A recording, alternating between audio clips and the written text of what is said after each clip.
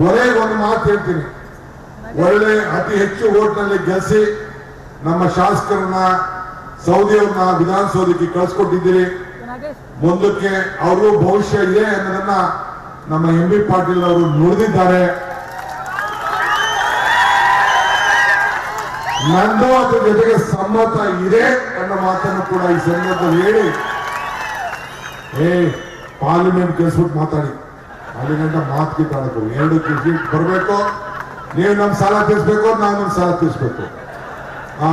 ಅವೆಲ್ಲ ನಮ್ದು ವಯ ಮೀಡಿಯಾ, ಅವೆಲ್ಲ ಸುಮ್ಮನೆ ಹಂಗೆಲ್ಲ ಆಗುದಿಲ್ಲ. ಅದೆಲ್ಲ ನೋಡ್ಬೇಕು. ತಟ್ಟೆ ಮರ ಏಟಿದೆಯಲ್ಲ, ಇಲ್ಲಿ ಬಟನ್ ಕುಯ್ ಅಂದ ತಕ್ಷಣ ಅಲ್ಲಿ ಡೆಲ್ಲಿಲಿ ಕೇಳ್ಬೇಕು ಮೋದಿ ಸಾಹೇಬ್ರಿಗೆ, ನಿನ್ ಕ್ಯಾಂಡಿಡೇಟ್ ಪಟಾರ್ ಹೋದ್ರು ಅಂತ ಗೊತ್ತಾಗಬೇಕು ಅವ್ರಿಗೆ. ಆ ಕೆಲಸ ತಾವು ಮಾಡಬೇಕು. ನಿಮ್ಮ ಮೇಲೆ ವಿಶ್ವಾಸ ಇದೆ. ಯಾರನ್ನೇ ಆಗಲಿ ನಾವು ಅಭ್ಯರ್ಥಿಯನ್ನ ನಾವು ನಿಲ್ಲಿಸ್ತೇವೆ.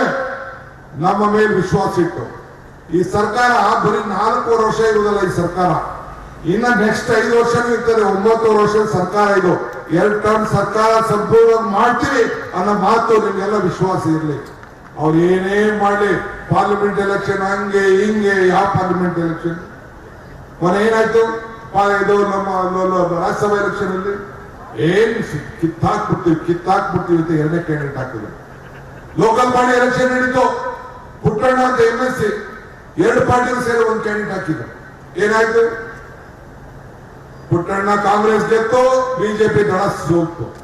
ಮೊನ್ನೆ ರಾಜ್ಯಸಭಾ ಎಲೆಕ್ಷನ್ ಇಬ್ರು ಸೇರಿ ಒಂದಾಗ್ಬಿಟ್ರು. ನಮ್ಮವ್ರಿಗೆಲ್ಲ ಫೋನ್ ಮಾಡಿದ್ದು ದುಡ್ಡು ಕೊಡ್ತೀನಿ, 10 ಕೋಟಿ ಕೊಡ್ತೀನಿ, 20 ಕೋಟಿ ಕೊಡ್ತೀನಿ, 50 ಕೋಟಿ. ಯಾರು ಮಾತಾಡ್ತಾ ಇದ್ದಾರೆ? ಆ ಕಾಲ ಎಲ್ಲ ಹೊಂಟೋಯ್ತು. ಏನಿದ್ರು ಬರೀ ಇಂಟೇಕ್ ಔಟೇಕ್ ಇಲ್ಲ. ಈಗ ಏನಿದ್ರು ತೃಪ್ತಿ ಉಂಡಿ ಹೋದಂಗೆ ಬಿಜೆಪಿ ಓಟ್ ಎಲ್ಲ ಹೊಳಿಗೆ ಬರೋದು, ಕಾಂಗ್ರೆಸ್ ಓಟಿಗೆ ಬರೋದು, ಬೇರೆ ಹೊರಗಡೆ ಓಟ್ ಹೋಗುವಂತ ಸಂದರ್ಭ ಅಲ್ಲ. ಇದನ್ನ ಉಳಿಸ್ಕೊಳ್ಬೇಕು, ಬೆಳೆಸ್ಕೊಳ್ಬೇಕು, ನಮ್ಗೆ ಶಕ್ತಿ ತುಂಬಬೇಕು, ಈ ಕೈನ ಸಮೃದ್ಧಿ ಮಾಡಬೇಕು ಅಂತ ಹೇಳ್ತಾ ಪಾಸಿ ನನ್ನ ಮಾತನ್ನು ಮುಗಿಸ್ತೇನೆ. ಜೈ ಹಿಂದ್, ಜೈ ಕರ್ನಾಟಕ ಮಾತು.